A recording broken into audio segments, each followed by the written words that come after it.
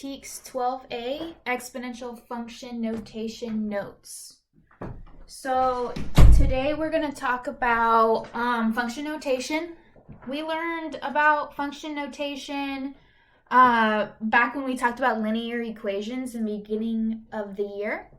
So it's very similar to that. And then I have my calculator open just so you guys can see how to get the answer on a calculator.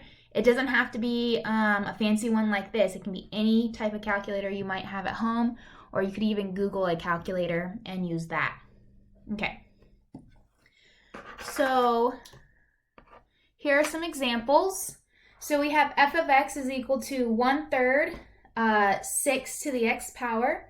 Find f of 5. So remember, if we have a number right here inside the parentheses, this is our x value. So this is our x value. And then what we're going to do is we're going to plug that number 5 in for x. So for example, we have f of 5 is equal to 1/3 6 to the 5th power. So we're going to type that into our calculator and see what we get. So go to calculator. Okay, so only this part right here, let me change my color real quick. Only this part is getting typed into the calculator, just the number part. So I have 1/3 parentheses 6. And remember that caret key, same on your guys' keyboard, means exponent, so to the 5th power. And then if I hit enter, I get this number. So 2,592, that's my answer.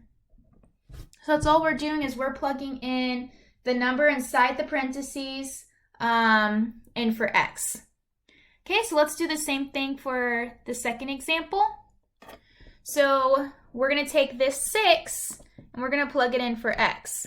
So we have f of 6 is equal to 10 parentheses 2 to the 6th power. So I'm going to type that into my calculator.